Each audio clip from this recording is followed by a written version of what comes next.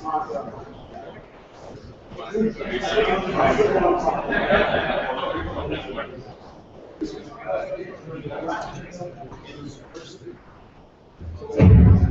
right, ladies and gentlemen, we are ready to begin our next panel, creating the VR Metaverse. We have plenty of people on this panel that have plenty of experience creating virtual worlds. Now it's the next step, putting them in virtual reality, getting the Metaverse that we want to chase after for so long. So without further ado, I'm going to go ahead and pass it to Bernhard Drax, as well as Draxtor.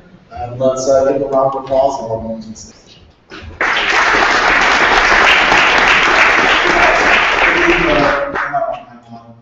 My name is Bernhard Drax. I can't write a line of code, I can't solder my own cables, but I am obsessed with virtual worlds and the metaverse. And I suppose that's my power force. I need to drive up here and moderate this panel. Let's introduce folks. I do documentary film in Second Life, virtual world, that some of you may have heard of. And I focus on the creativity, on user-created content, and how sort of the democratization of these tools enable people from all walks of life to do whatever they want and to express themselves. Let's start over here. Tony, who are you? Hello, there we go. I'm Tony Parisi. I run a San Francisco-based agency called Vizi that does 3D development and WebGL, and now getting into developing virtual reality. Philip. Philip Rosedale. Philip, please turn on. Turn it on. Hello. I'm Philip Rosedale. I'm the original founder of Second Life, and now working on Fidelity.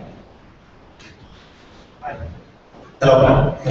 Hi, my name is Ebbe Altberg, and I'm the current CEO of Vizi and Linden Lab, Creative Suicide. Hi there, I'm Josh Carpenter. I'm former UX lead of Firefox OS with Mozilla, and I'm working with my colleague Vlad on a VR initiative on the open web and Mozilla. Hi, my name is Stefano Corazza. I'm the CEO and founder of Mixamo. We provide content, 3D characters and animations for 3D worlds in games and VR.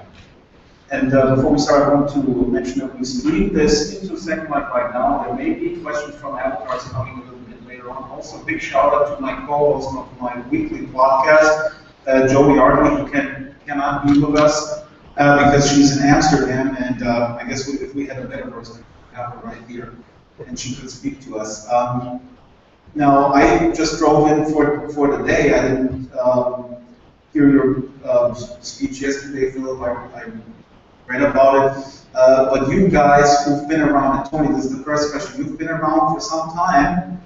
What kind of deja vu feeling is this, and what kind of advice? What do you want to scream at these 23-year-olds that are making the goggles? I'm going to try not to scream. So for those of you who don't know my background, 20 years and 3 months ago, I created a technology called VRML, Virtual Reality Modeling Language.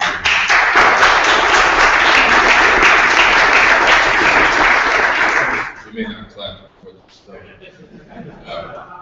I don't use VRML anymore, but I'm still very, very passionate about 3D as a front end to connected devices and connected experiences, which is why we got together to build that technology 2 decades ago.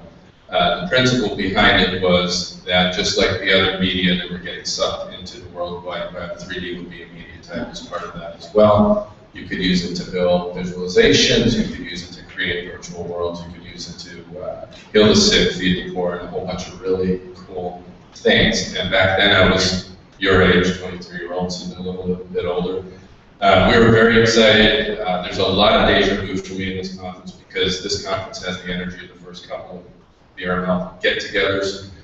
We didn't know what wasn't possible. We had all kinds of high hopes and dreams, and of course, years into it, some reality crashed in on us, and we learned a lot. And it was definitely a bit early to try and deploy virtual experiences back then. But the one takeaway I will offer to everyone here, and it's been a continued theme in my work, is that folks should be mindful. I've heard a lot about Unity today. I've seen a lot of game engine stuff. I've seen insane experiences on Unreal. Kite guys, I can't think of their name right now. That was absolutely mind-blowing, incredible production value. But don't ignore the web. If you want to build the metaverse tomorrow, get out your JavaScript book. Go get my WebGL book. Carl, we can give people a discount code, right? Yes, we can. Yes. Learn about all these open technologies, because my belief is still, and it has been for those 2 decades, that it's going to be metaverse will be an open one. Stefano, I wasn't familiar with your company. I read up on it. So you guys make avatars that you can rig sort of off the shelf, or you can go as deep as you want. Where do you see yourself? If let's assume the metaverse. I don't want to say it's around the corner. I'm going to ask you guys how far out is it? And Philip said it's always 5 years out or something like that, or mass adoption. But do you see yourself as the provider of that avatar identity that is portable and that I can hop from different verses to other verses? Yes, the main vision that we have around one of our products that is called Fuse.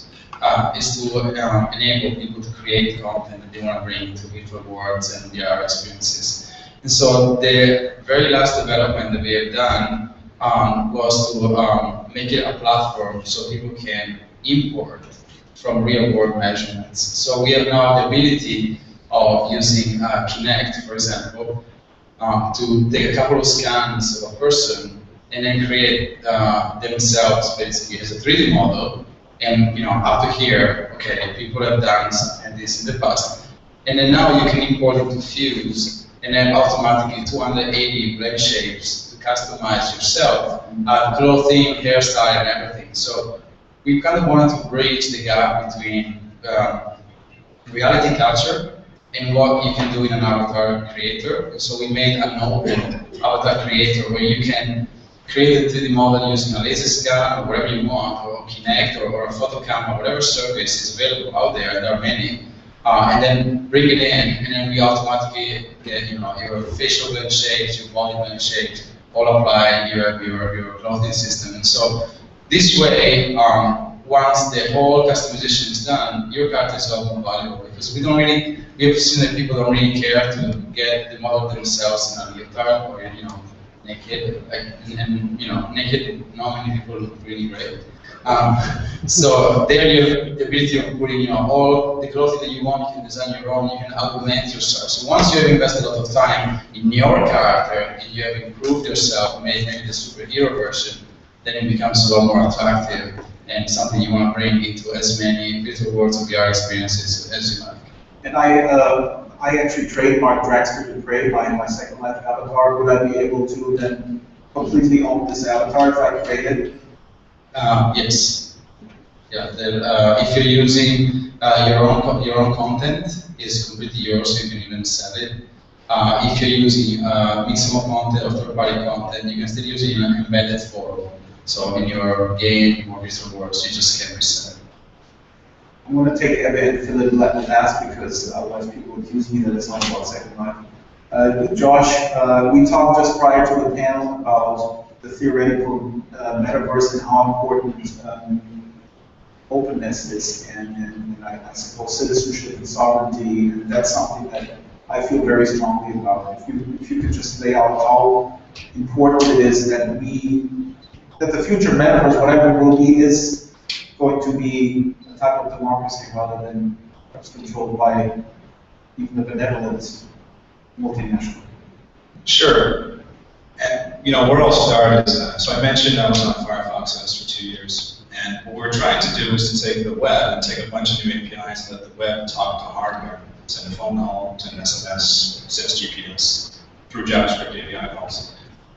We're trying to figure out how you create a truly web platform. One of the things we're most excited about is I want to kill the install. It should just be open as the web. What is install? It's just like it's an abstraction, it's making a lot of sense. You just see a game, you tap on it, and you can play it right away. And the web is a really great platform for us. It's the way the web works right now. Thanks to Unity 5 export to WebGL, thanks to Unreal Engine export to WebGL, you can now do plugin. We're able to this year do plugin-free gaming in the browser with your native performance. Very exciting. But one of the consequences of this is it gets a bit scary when you get into ubiquitous computing. Because you're walking down the street, and the thing about instance, consuming content without install is entirely promiscuous. So we've got to think, I think, really carefully about user sovereignty, about privacy, about security.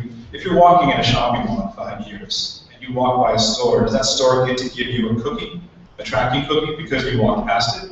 Do you look behind yourself and see a string with a bunch of little clanky cookie cans on it rattling behind you that goes like 100 miles behind you? I mean, that's the kind of reality that could happen if we're not really smart about this. And we have an opportunity to think about this now, a year before consumer hardware ships. So now is the time to have a conversation. Not once it's baked, not once user reputations are set, not once the economics are in place. Mozilla's tried to change the existing paradigm. It's really hard. We've actually failed. But in a couple different initiatives, just haven't really gone anywhere because try convincing an advertiser to give up his wheel. Right? But with VR and AR, I think we have a conversation now, and we put in place, working with teams like Fidelity, like Second Life, like Linden, with Facebook, with Gmail, Google, with Apple eventually, I imagine, have a conversation, figure out the kind of values, the kind of morality you want to make in the platform right from the start. By the way, guys, you can jump in at any point in time if you want to specifically go to the point of another panelist. Philip, how far away are we from going to a virtual shopping mall and having cookies behind us? Cans dragging behind us.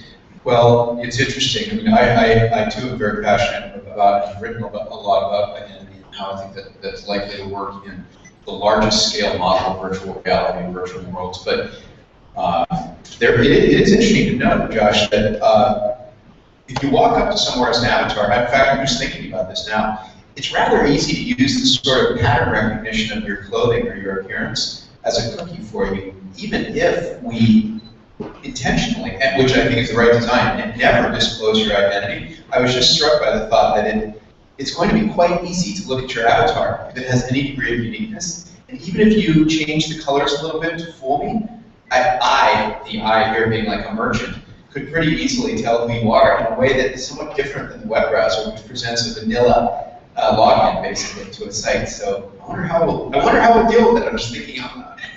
If you just jump in, one thing I would say is that, okay, let's say that site has recognized me based on facial recognition. Maybe there's a policy that says what you do not have the right to do is then pass the information on to a second, a third, or fourth party. Mozilla makes a plugin called Collusion. What Collusion does is visual top-down information graphic of all the trackers around you. You hit CNN.com, and you see the spider web, this interconnected web, ripple outwards. As your tracker passes to another tracker, passes to another tracker. And most of us aren't aware of this. Users care, but they just don't know enough about it. So I'd like there to be something in the VR, AR paradigm that puts users in control, that tells users, you've been tracked, this is how your information is going to be used, you can opt out of it, and maybe you can even benefit from it. You can actually profit from your information being used directly. And but you were asking me the time. Yeah. I want you to. I did want to go back and say it's not always 5 years ahead. When I started Second Life, it was because there was, Tony talked about the VRML and what was happening in the early 90s. That was part because we had modem rates and we had computers that couldn't do 3D, and so it was extremely difficult. When I started Second Life, as I've talked about before, was because two things did happen that were right at that time. And I mean, I was still crazy and early, but let me defend that there were two things. One was the advent of broadband. We knew broadband was going to make it in '99. The second one was the modern GPU, the graphics coprocessor, which really hit the market in '99. And I do think that when you look at Second Life today, that's what made that possible, because I was able to start Second Life then. I would say that this year in particular, there is a disruptive moment, which is the availability of all these sensor devices. The manufacturability, if that's a word, the iteration loop that people are in now on these hardware devices creates the opportunity to maybe move away from the mouse and the keyboard. And that's a really weird moment. I mean, I'm not sure what's going to happen over the next few years, but that wasn't true 3 or 4 years ago. And we started High Fidelity to a large degree because we were playing with gyros, the same sensors, and we were like, man, I don't know how this is going to net out. These things are crazy cool, and they're going to change the way we access these worlds. I want to bring him in because Linden Lab is running an existing world that I think everybody that I talk to in this sort of new VR researchers tends to either have a specific notion about Second Life, which is somewhat limited, either casinos or whatever they big chat or dancing, and it seems that a lot of people don't know the richness of the world, and then sort of the world in a way, and I'm speaking for Second Life residents in particular, have been waiting for sort of the interfaces to appear to be more immersed. They are already immersed because they invested in their avatars, but they're waiting for these interfaces. Ebbe, please remind folks how huge this world is and how vibrant it is. Yeah. I think, thanks to the work Philip and others before him did, it sort of reached Second Life reached a crescendo around about 06, 08, where it was sort of in the news as it was going to change everything, replace the internet, everything was going to totally change. And it was a little bit ahead of itself. And it sort of suffered basically a bit of a backlash because it didn't deliver on the promise that somehow got spouted about. And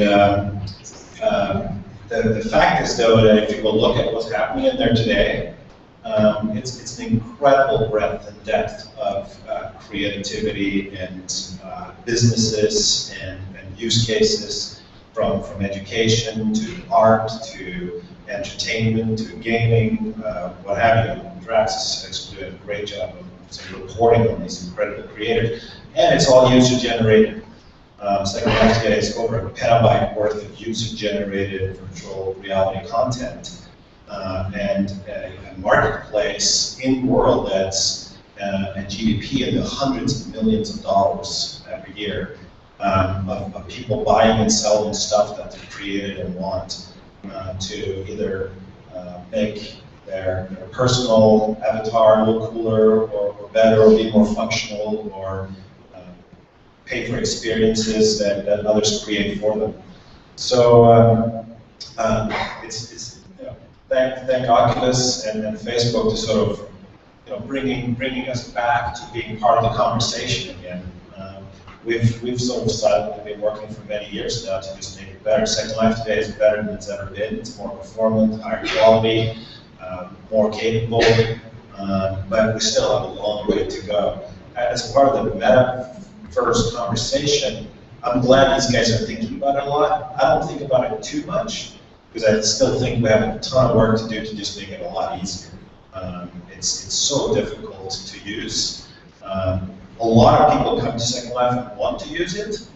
They get the idea of what it could be, and we do all kinds of things to prevent them from being successful users at the end of the day. It's not that we're doing it actively, but it's just that you have to learn and figure out a lot of things, not just how to maneuver, how to make things, how to find the right community, so that and how to communicate with the right people. What does it mean? What can I do? What's possible? It's just like the hurdle is too much for most people. And that, I think, is a problem we have to do a lot more on. I'm glad that all these new gadgets and new capabilities and interconnectedness is being discussed and will move forward as well. But I think the primary obstruction right now is just making it a lot easier for a lot more people to be able to participate. I want to stress this real quick. I reminded myself before, my son who was in the audience reminded me as well, don't make this too much about Second Life, but I'm just so passionate about it. And I just wanted to add again, or repeat what you said, that we're talking about a user-generated world, a world that is generated by users. That means some stuff is incredibly refined, other stuff is kind of somewhat crude, but it's fine for the communities, and the communities are there together, they're interacting, and so on and so forth. What I think this is the success of Second Life, which I think is incredible. I mean, it's profitable and it's made it not just successful to us, but successful to a tremendous amount of users. I mean, we pay out tens of millions of dollars every year to the creators of these experiences. A lot of people make good money doing business in Second Life. But it's, sorry, I lost track. It's just awesome because it's created by users. I guess you're going to go. Everything in Second Life is user generated. And we just do a few things just to get you going, but everything is in there because of the openness. And I think a lot of this is thanks to the philosophy of Philip, that just this tremendous allowance of openness, to the point of being a bit crazy, of the functionality we allow users to do. Which not only enabled a lot of great things, but also enables some crazy things. We have people might have heard of these crazy people that want to interrupt everybody else with crazy scripts that do weird things, but it's hard to enable creativity. He's talking about flying penises, everyone. Yeah. How do you enable all He was trying to not say it, flying penis, because then you can imagine it. I had it here on page 3. Don't think about a flying penis. You should check that people get that reference. But how do you tell the difference between flying birds and flying penises? I mean, it's tough. So how do you allow the good without allowing for the bad? And I think that's part of the success of being so open and the tremendous amount of freedom. And a few others are there to venture there. Tony and I are going to have a battle because I'm going to remind you of an 86-year-old Parkinson's patient who plays a mermaid in Second Life, and her symptoms are getting better. I'm just kidding. This is the reason why I brought it up again. I mean, for me as a non-gamer to go to this conference, it's a lot of awesome stuff. It's a lot of eye candy, but again, it's not the interconnected world that Philip was always talking about in the early days of Second Life, and I know that all you guys are really passionate about.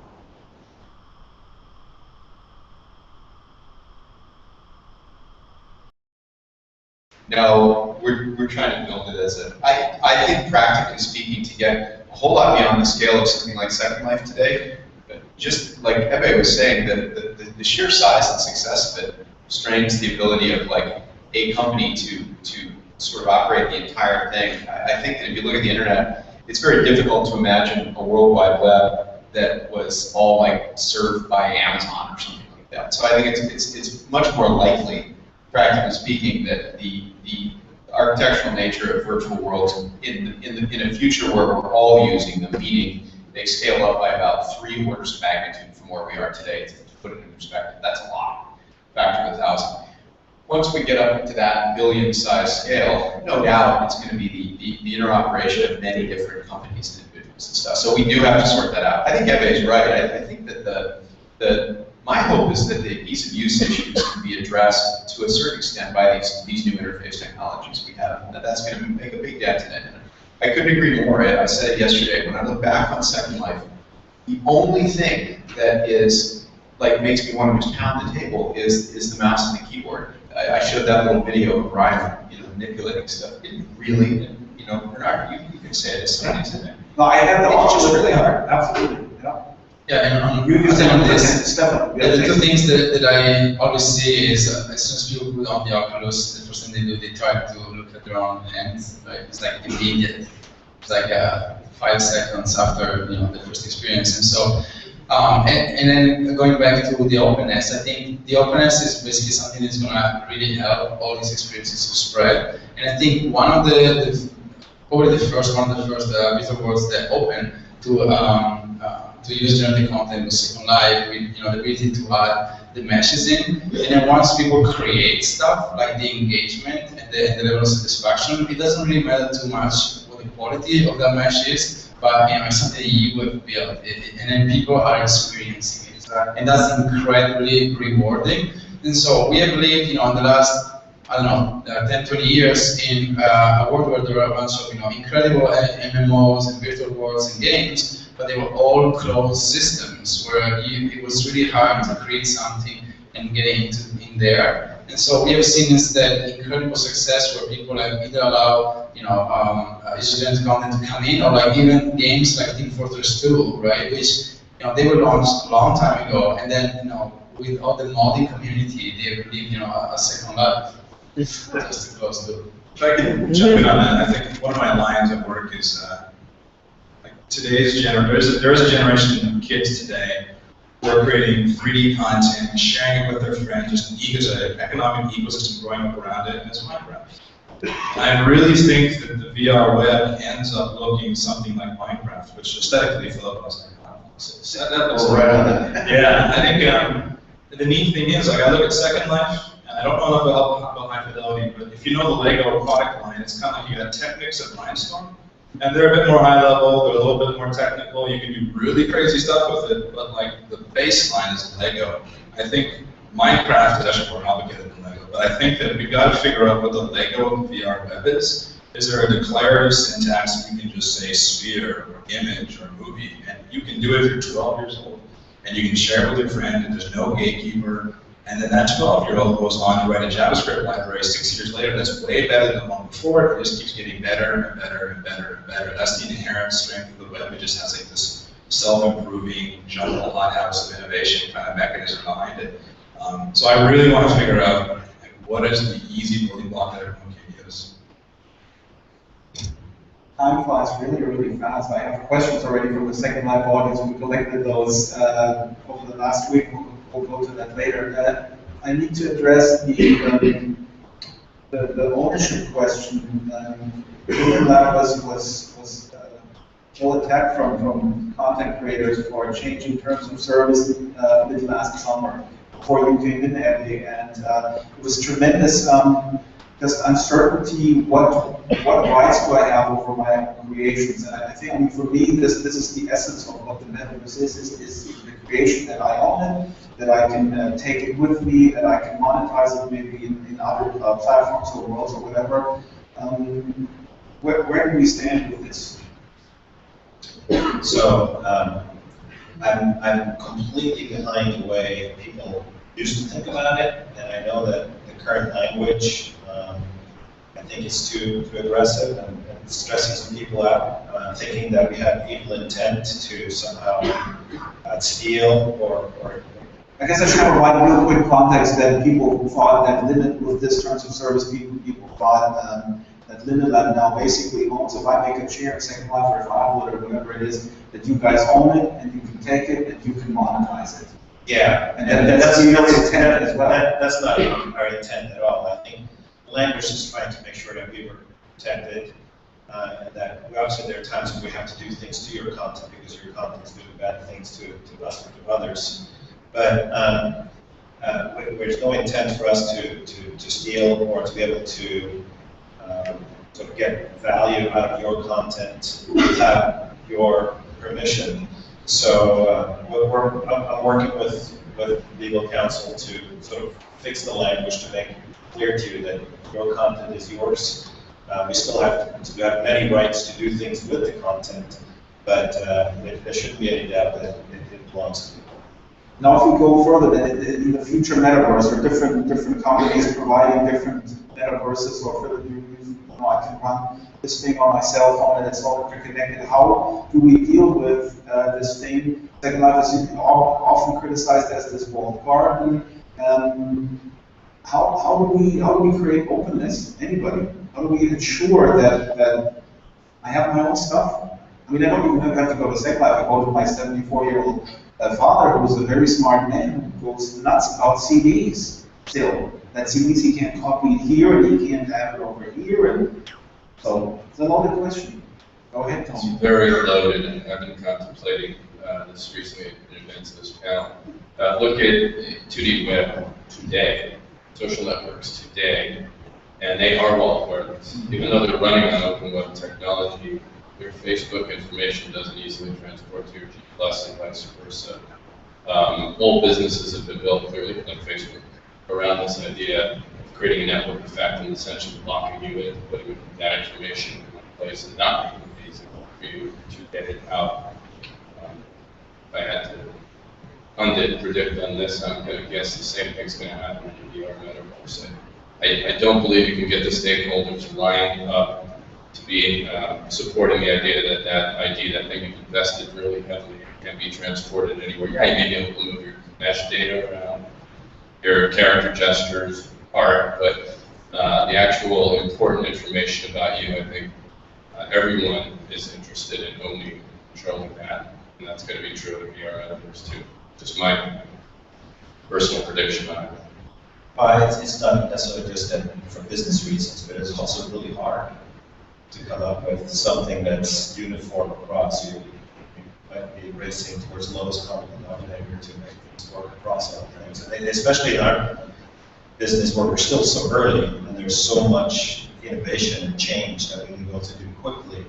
And if you then constantly have to be fully compatible with everything around you, it could be slow things down. Disagree. I mean, I think technically it's hard, but it's not insoluble if you have the motivation. I just think the people at the table don't have the motivation. No one wants to go out of their way to let people share that kind of information. It's not anyone's best interest to make that effort.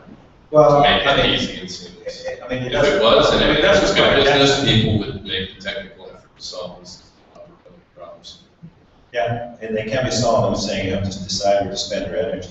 I'd rather spend energy right now on making on usability, making something that lots of people can use. And then if over time it can be more interoperable, great. But if I start with interoperability, I'm not going anywhere because no one can still use it. What if the government told you you had to do it?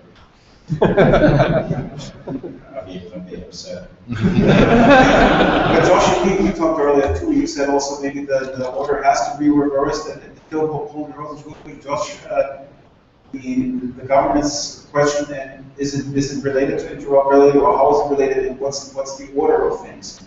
Yeah. At first and then usability, or at the same time, or is there an order? So, to Philip's point, I mean, I can't help it. I mean, I'm an interaction designer, primarily by trade, so I can't help but be really fascinated by how the hell we do user blocking without a key. Or like a URL. I mean, no one's going to type a URL and if it's something you can't see anything.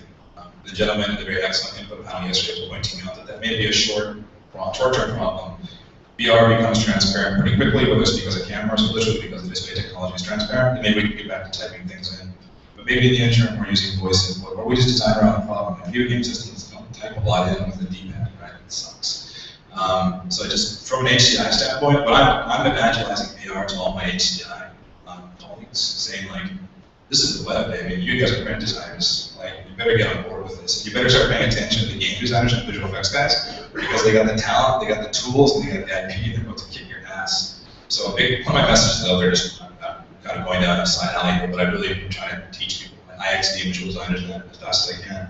On the governance thing quickly, I think it depends on the tech stack. Now, if my operating system is sold to me by the same person as sold to me by Facebook, there is a bit of a conflict of interest there. It's a little bit scary.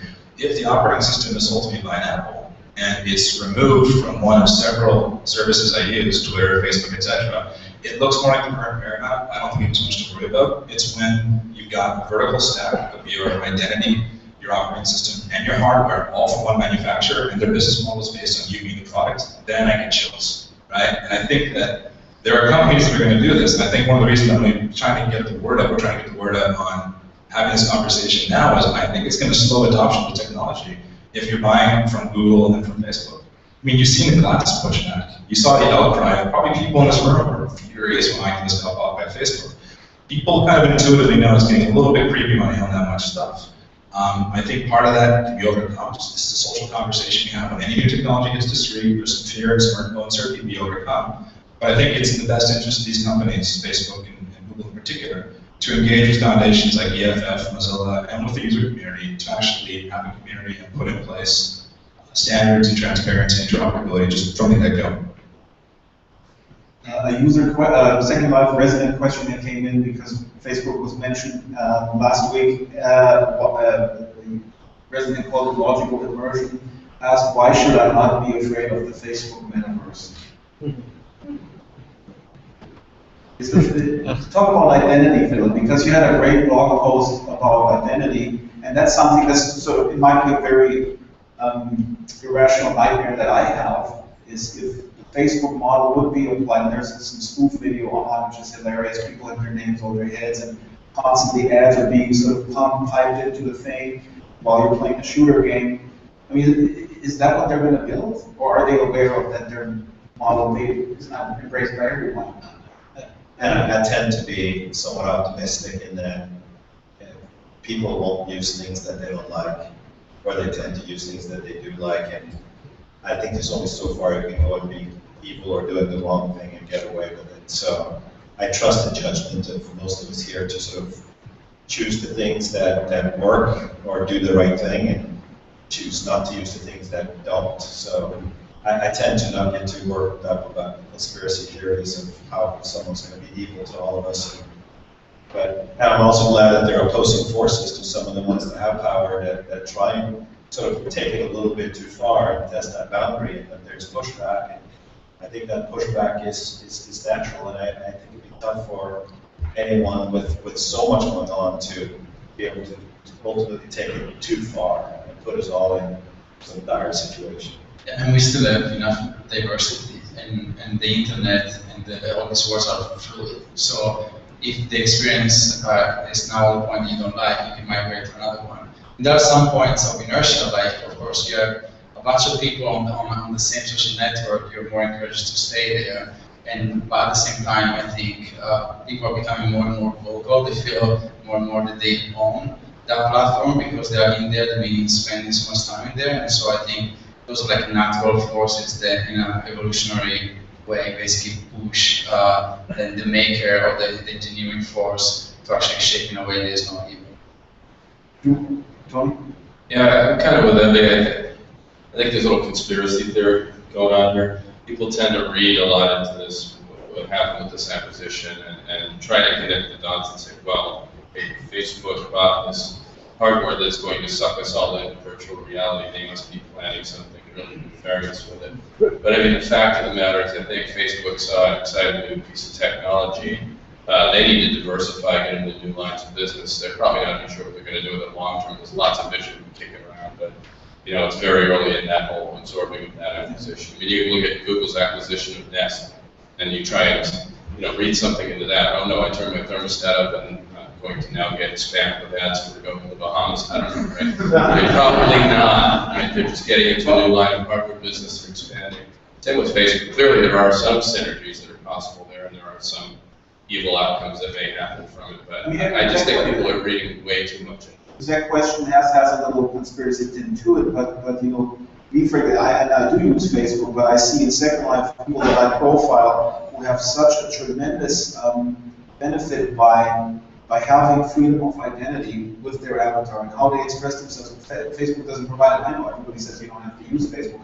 Facebook is a dominant force, and that's, I think, what we do need to sort of talk about. If the metaverse, like the Oasis, is owned by this one entity that can sort of force on us how we should interact and how we should deal with identity.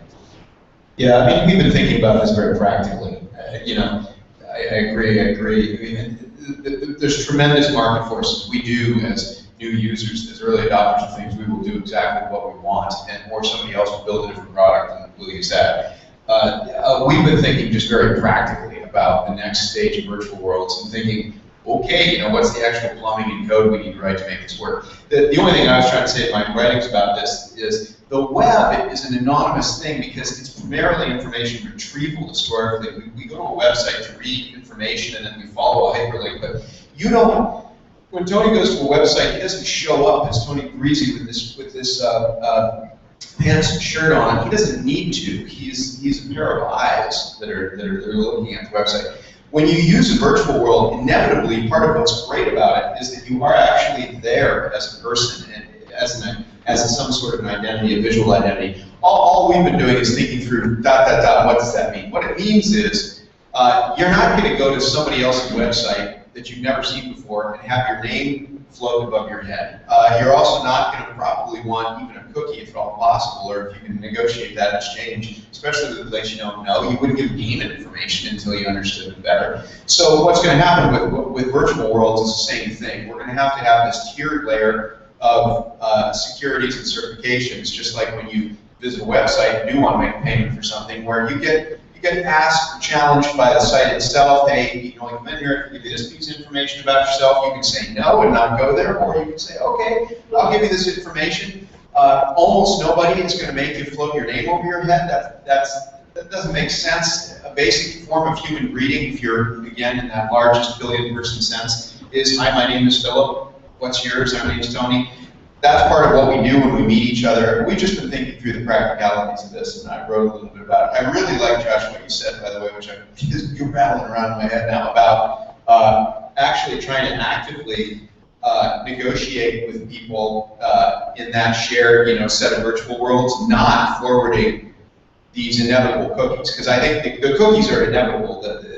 Computers are smart enough already to do this to us, but in a virtual world, it's going to be super simple. In the same way, I guess, you can remember people's faces when they walk into your shop or something. So I love the idea of not letting a shopkeeper in the real world forward a bunch of video information about what you're doing in a shop, right? We'd all go crazy if that was true. And so I suppose we will in the virtual world too, and push people away from doing that. I think there's a biological parallel that can be done. Think about you go into a place with with little germs, microbes, right? Either you have a good response of your immunity system and survive, right? Or you have to take medicine. So the same way here, if you go to a virtual mall and this spam with cookies, nuts, and everything, well, probably you will never go there again, right? Or there will be third parties that will sell you. I don't know, the virtual invisibility code that is going to be just a plug into your browser that will stop all this stuff, right? So, I mean, it's basically a competition between, offense and defense, and usually just the user experience is basically driving and imposing a good equilibrium between the two that, gets established after maybe shorter periods of unbalance. I will say, I should probably come down to the heart of Facebook and Google in this session. Oh, please. I think where people, they black out their homes. Next to my dad's house, you can't see it on Google Street View. Yeah. It's blocked out. It's a different sense of what privacy means. Yeah. Not that optimistic that, coming from user experience background, privacy and security user experience design is really tricky. Because the UX certainly wants to reduce friction to nothing. Don't interrupt them with the permissions problem. Just do that. Just use the mapping data. That's part of me. But then the other part of me is a big Brazilian. Is like, no. You got to give them the choice to opt out of it, and you got to make sure they understand what the heck the information is doing. It's two really basic things. So I think that it's tricky. Tech is complicated. Life is busy. Life is messy. My mom's not going to understand that this browser uses her personal information, this one doesn't. It's unlikely. I think at some point we, together in the tech industry, have to get together and actually think about the kind of world we want to create. Make smart choices for our users and then build good products. I don't know. I guess the question is like, do you use Chrome? Do you use Firefox? I think. How many users would choose Firefox over Chrome if they knew that Firefox had better privacy policies, but Chrome is 10% faster, right? And I think there's like, where do you rank your privacy and security on kind of a sliding scale, especially if the consequences of privacy and security are very opaque, but you feel the speed every time you hit a page. It's really hard. But that's the thing. If I throw in a free Oculus Rift to use Metaverse over here, with all data sucked out of you, remonetized, whatever. Sorry, I'll shut up. But the one thing I will say is that I think it's just underappreciated how much advertising has given rise to the modern web. So I don't want to denigrate it too much. I mean, it has been the economic backbone of so much that we take for granted. All this creativity, all this cool stuff that you like to talk about it's now especially. But so we got to find a way to be pro-commercial and pro-economic opportunities, and then find a balance between that and user sovereignty as well. What does OpenSim now, what place does OpenSim have now in the Metaverse conversation? Yeah? Does anybody want to talk about OpenSim? I've never used it, but we have on the podcast, we have very passionate OpenSim listeners. So what you're building, will that be what the hypergrid is trying to do with OpenSim? Kind of? Specifically with OpenSim and the hypergrid. Yes, I hope that we can elegantly solve and really propagate some of the types of things that folks using multiple connected simulated grids are trying to solve. As with everything, the business relevance here is there's got to be enough of us with enough of these interconnected worlds to make it make sense to really connect them together, and I think that will happen soon. And I think that we'll have to elegantly solve these problems of identity, authentication, marketplaces and transported goods. We haven't even talked about that. I thought we were going to talk about that. I mean, not that we have to, I just mean like that's yet another somewhat separate and interesting thing. If I buy a car from Ebbe in this one location and I want to take my car and use it somewhere else, how does that work? It's complicated. Well, I think we could, I don't know what we have for time, but that is something we can talk for hours about. Do it. You want to play with some toys? Speaking about toys, Fleet 2, who you know, very active in the Second Life educators community, she put in a question, or just sort of a concern about VR being used for more than gaming, perhaps. I know this is primarily for gaming, and everybody's a gamer except for me. But how would you pitch this to somebody other than a gamer? Why is this? Why do we need this? Why do I need virtual reality? Why do I want it? Because there are people there. I mean, in a sense, I always tell the story. When I started Second Life, my passion was very much the Lego block passion of, and it still is, you know, let us redo the laws of physics in some simplistic manner. VR was a lot like this in the beginning as well. Let's come up with some building blocks that are cool enough and rich enough that we can build amazing things with, and then let's see what everybody knows if we let them go do it. That was absolutely something that I was and am very passionate about. But what I kind of learned along the way, I think, and learned about myself was ultimately those worlds are a space between people. They are ultimately a kind of a catalyst or a tool for communication amongst people. And what I would say about games is that, and I wrote a MIT Tech Review piece about this a couple weeks ago. Yeah, is that, look, when we get this Oculus out in the marketplace, come on, you guys tried it here. I mean, we're going to put this thing on and play like Call of Duty until we run out of food. I mean, it's going to be crazy, right? This thing's crazy great. I mean, the DK2, if you've tried it out there, it's insane. But after like a month or whatever of doing this, we're going to pull this thing up, put it on our foreheads, and say like, we're all people, and how can I get a job here? And what do I do next? How do I change this place? You know, how do I make my mark on it? And those are the questions that we'll ultimately answer with the work of ourselves and you guys and everybody here. You know, we'll need to build the real virtual worlds for that. But I think the simple answer is where the people are. That real communication with other people it happens in these spaces, and that's what we're all about fundamentally. I have millions of questions. Many avenues to go, but I prepared a soundbite because you guys are talking about the user, and I'm a user, I'm not a techie. We talked about your mom. What we do on the podcast, we go out into the field, and we talk to a man, woman on the street. And I went out last week and talked to the sheet music store owner, wanted to convince her how Second Life was the place to be and how she could engage with it. And now just listen to this and just imagine I would be talking about a future metaverse where you can really walk in. Here is, her name is Pamela, last name she didn't know.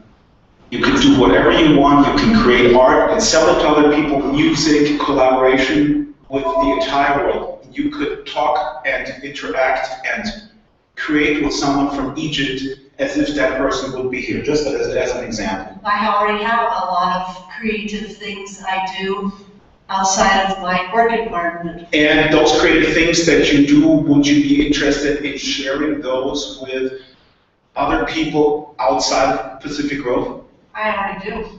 How do you do that? I knit, and I belong to a knitting guild, and I send stuff to people in Sweden. And I talk to people that are from all over the world because through knitting. And I also am a harpist, so I play for other people outside Pacific Grove. What would you say if I were to tell you that you could knit with other people in real time, that you could see them, you could sit actually on a replica of a beach or in a spaceship while you're knitting, and you see yourself knit, and it happens. It's still, okay, I gotta stop you. It's still a fantasy world. It's not real. You're not really talking or touching or interacting with them or feeling their knitting. You can't feel somebody's knitting if you're in a world that I can walk over at my knitting groups and look at their doing, touch their fiber, see what they're doing, if it's their hand smudge. Can you do that with someone in Colorado? That person also sits at home, and after. Well, why would you want to sit by yourself at home to interact? You're sitting by yourself at home, virtually interacting with somebody else that's not around you, but you're not really interacting with them. You're doing it. You're not face to face. If I was doing this, I know the difference. If you were sitting and I knew that you were a virtual person somewhere else, it's not the same to me as sitting and talking to you straight and seeing your face and seeing the eyes and seeing, what you have on. Right. Because what you have on may not be you. It may be something you've created. Exactly. And Something that is that's- inside of me, something But I can already see what's inside of you. you can't. How about a person that lives 15,000 miles from their loved ones? How should they interact with the phone? Well, they have Skype. Right, I think they're over. But this is the user, and the reason why I play this is because Philip, the first time I heard you speak at the SLCC 2007, you said 1 billion users. Brendan from Oculus said 1 billion users. This is the user, and it's irrelevant what age she is. I think it's 1 billion minus 1, but.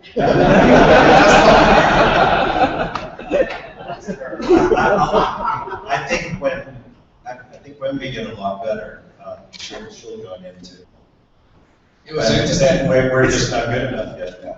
It was an interesting dialogue because you were focusing on what you can do in this place, but I don't think that's why she will switch over. It's at the end it goes down to emotion. So her life is structured in a way, and her education and who she is and so on is structured in a way that she's seeking a different type of emotions or to get those emotions in a different way than maybe at 10 years old playing Call of Duty on the Oculus, right? And so I think there are many more experiences that we can be exposed to using VR. I don't know, maybe some of you had the luck to try some of the Valve version of the Oculus and then see what these incredible artists put together, where you fly across spatial environments, futuristic stuff that is amazing. So these are like completely new experiences that now we can be exposed to, and there's discovery, right? So there's this type of discovery where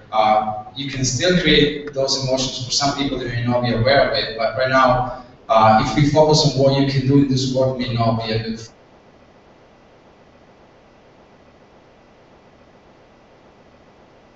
To a bigger audience because they will make them feel something special. I got the sign, we only have 5 minutes left. Can we have a few audience questions too? I need to cut this short a little bit. I have 3 questions real quick here from Loki Elliott, who's also in the Fidelity Alpha, who created, sometimes I feel he creates half of Second Life and stuff that he does is just crazy, awesome. He says, if high fidelity is successful at becoming the 3D internet, will Second Life evolve to adapt to high fidelity's underlying protocols, but Linden actually an opportunity to develop new applications that allow experienced SL users to build high fidelity the way they do in Second Life? I mean, I think Philip and our crews will compete and will collaborate and will do a lot of things that are maybe similar things in different ways. We'll share some advice and learnings with each other. We're still so early that the more we can help each other, it's going to lift all boats. So I'm not too worried about it. We touch base quite often, and I'm sure there's some things that we're going to do that's going to help to Philip and vice versa. We're still early and sort of trying to do next generation stuff, both of us, and I think if we try and work too much together, two startups trying to collaborate too much too early, I think VCs would say that it's not a good thing for startups to start collaborating too much too early. But we'll stay in touch and make sure that we'll Second Life is startup. What? Is Second Life a perpetual startup? I would say Second Life is still a startup. One more from Second Life. Anna McMillan, she says, the major benefit of the virtual world, the community of physically disabled. They're equal basis with other residents while they can fly, and while almost 20% of the real-life population is permanently disabled, the percentage of virtual population is higher. The new technology developments that are being hyped for VR involve the use of our bodies, even like a virtual keyboard. Is a bad idea for a deaf, mute person, physically disabled person. Does the future of the metaverse involve turning our backs on those who benefit so much now? No, I don't think no. I mean, there might be some new experiences that a disabled person would not be able to participate in, but I hope we don't leave them behind by cutting off their access and their ability to participate. I guess she's saying that is somebody really specifically working on hardware devices that benefit.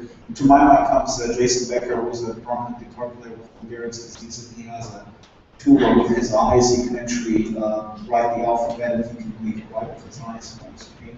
I guess that's, One of my friends, Adam Rizali, is a neuroscientist. We did a presentation where we showed using live EEG to look at the brain. I mean, technology is going to continue to give us stuff like that to give people who are disabled even more access, and the technologies we use already to access virtual worlds, for example, are not going to go anywhere. They're only going to get better. So, but it's also a market-driven thing. I mean, disabled people don't have that big of a voice, and maybe you can shell out. As she says, the disabled community has been one of the huge communities that's been served by and active within Second Life, and I always found that incredibly empowering and delightful, and I know Ebbe does. So, I mean, no change. Let's give a shout out to Virtual Ability. I built the best orientation experience ever, even better than one of them.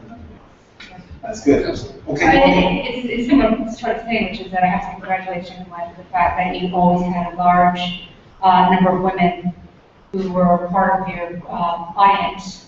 And as you know, I've experienced here, et cetera, where are the women? So I'm curious to know, what would you guys offer as a solution to bringing more women into the VR space as both developers and consumers of the content you're going to provide? You just sent me an article. just sent me an article like a week ago about this women sort of climbing the ladders in the corporate world, and reflecting the fact that and I have the same sense too, that Second Life has a really high female proportion. I don't have current statistics, but I definitely think women are. The entrepreneurship in Second Life is. There's some combination of entrepreneurship, the creativity. There's some mix that definitely attracts a female audience to Second Life, which is great. So I'm not sure. Are you asking how do we make it even more? Well, I think VR is about the metaverse in the future, right? So Second Life isn't capturing the full thing that we're trying to vision here. So, and I think one of the reasons why people hear it as VR is to try to develop the future. And so that, how do we include more women in that future? Let's get Tony in here. Hello. So, not really talking about this too much publicly yet, but I'm kicking around the idea of starting another startup. If anyone wants to examine my head after this panel, please invite you to do that. Talk me out of it. But one of my main goals is going to be to have several women co-founders as part of it. It's a very sexist, reverse sexist statement, but I've been thinking about this a lot for the last 6 months. I don't know how you do this well without having a gender balanced executive team.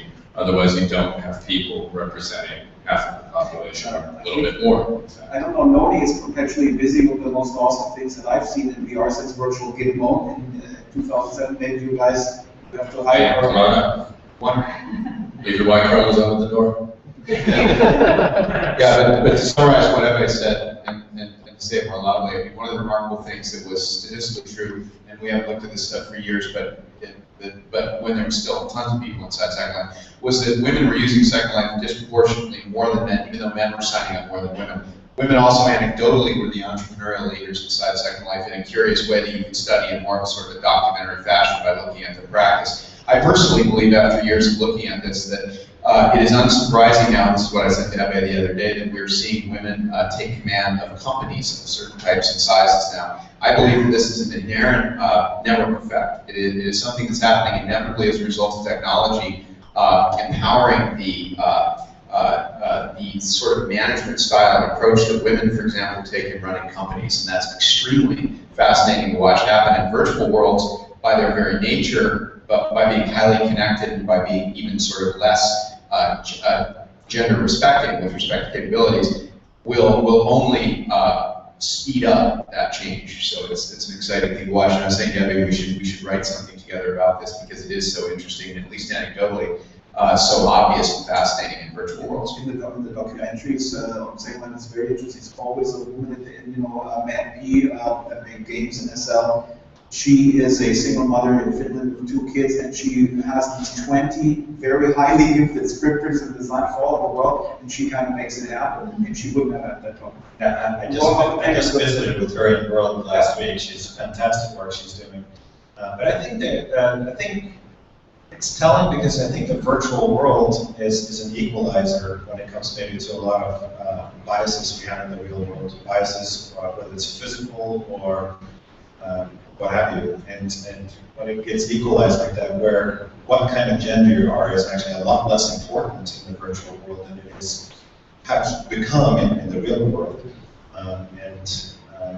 So women are sort of going to the place where they should be in the first place. Next question. So I just have, you were talking a lot about ownership of content in the Metaverse in this panel, and I think one of the most striking differences in ownership of content between virtual worlds and the real world is the fact that the real world has tons and tons of public domain content. It is everywhere, and not just like art, but things like, say, this floor, those tables, those chairs, the trees outside. The world's full of public domain content, and we can exploit that to create lots of cool derivative works very easily. And virtual worlds, on the other hand, pretty much everybody owns somebody owns everything, and trying to some extent. And so trying to build those derivative works in a way that respects everybody's rights involves this huge issue of trying to get permission from all the relevant people, and kind of how do you envision dealing with that? I don't know how much content is claimed or owned versus when it's created by somebody. Then I'm not sure. There's a lot of. To be clear, there is a copyright holder of all that content. But I think also what you Not mean is. necessarily, I mean, yeah, but you're right too. I think it's a really good point. Second Life, I would just defend Second Life to say we did make sure that we gave into the public domain a great deal of content at the beginning. Now, of course, now Second Life's a lot bigger, so statistically you're going to find stuff with people's names on it. I think your point is well made, and restating it, in high fidelity, one of the things we're thinking about is that it'd be very easy to sort of leave something in the public domain and then build other things from it, which is exactly, it works exactly the reason it's important. And we are thinking about that. I think it's just being smart about, like, does a rock out does a rock in the wilderness need to have a name attached to it? That's one of the things we're thinking about right now. I think the answer is no if you do things right, but it's a difficult problem. You got to really think that through. I think it's more around portability, because the ownership, in the end, someone owns the servers. They are simulating those works, right? So those are the actual ultimate owners of it. And I think portability is interesting when you can take basically content that is run on some servers and then take it to another virtual world that is running on different type of servers and owned by different people. So through portability, you establish your ownership of the content. Because if they allow you to take it out, it means that you own it. Thank you. Yeah. I think, well, we're running out of time because another interesting subject is the subject of public spaces, and public spaces in the in the real world they tend to disappear along the way. Next question. Last question. Right. Thank you. Josh had brought up a point earlier about is there a language? Do you use the big hat, sphere, or cube, or whatever? Yeah, I think the answer to that has been yes for quite a long time. If you haven't heard of X3D, it's based on X3D, which is based on something Tony's rather familiar with. It probably needs some warming over, and it's an open community, it's open source, and I think they would value all your input to bring it up to today's standards. It's still about a year behind technologically. I was wondering if any of you had explored that and what Tony has to say about that. Hello, that was kind of a softball, Dave, thank you. Yeah. We're a couple days shy of the world premiering this project. It's an R&D project I call GLAM for GL markup at the HTML5 Developers Conference. I'll be talking on that on Thursday. It's basically just a prototype of 3D markup tags that render in GL, CSS for the styling and animation. Seems like a really promising area of future research. I mean, it's ironic because that's where I started in this 20 years ago in markup language for 3D. But so much has changed under the covers during this time. The browser architectures, there's a DOM now, there's JavaScript. We were working on this in 1994, there were neither. Yeah, I mean, I'm really excited about it because at the moment, in the web world, the way you create it, even a cube, is to write about 40 lines of JavaScript. And it's bizarre. You should just be able to say, angle bracket, cube, close angle bracket, right? For the simple stuff. Right, like the way X3D is. Can we get one more in? gentleman behind this one. All right. So, For 50 years, we've successfully moved from paper to computers, and we have icons and windows and all kinds of great ways to almost obsolete paper. But we all know here in this room that 3D and 3D processors are a better way to display information. But no one's made a user interface that's really been successful for us, VRML and look at Windows. Where is this? Has anyone proposed anything better than mapping 2D documents on surfaces? Where are we going here? There's been a lot of efforts. Well, top I think was like I think 10 years ago. Remember this thing? You kind of like drag icons around, you want to add physics. There have been attempts to do it. I'm not going to pretend to be an expert on it because as an HCI nerd, I've kind of seen a couple come and go. But here we are attempting to say, well, we should all go into a second lifey kind of thing. General Magic had the PDA with a little neighborhood. Nobody wanted that. To deal with information, you want to deal with information. There's got to be a paradigm that uses these better displays that we all believe in and know are going to replace our PDA or our big screens to deal with real stuff. Can I tell you my personal, okay, here's what I want. So for all you developers out there, I live in Photoshop, I do a lot of Photoshop, and I'm energetic, and I'm kinetic, and I work, and then like, all my creativity is constipated in this little mouse and keyboard paradigm, stuck in my stupid chair, or maybe a standing desk. I want to do Photoshop like a chair where a hero makes sushi. Like, craft has always been kinetic. You pick it up, you mold it. Yes, so, yeah, please, and, honestly, the thing I'm most excited about VR is that the revolutions that you guys are creating in input matched with the amazing stuff that the mobile industry has bequeathed us in the form of like consumer-friendly, viable head-mounted displays means that someday, you could be working outside like Monet painting water lilies in the garden, and you will be creating content in a kinetic, fully fluid, very human kind of way, and we won't be constipated under fluorescent lights with keyboards and mice anymore. And that is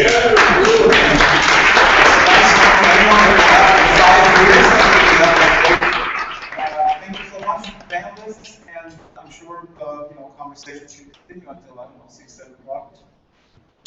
Thank you.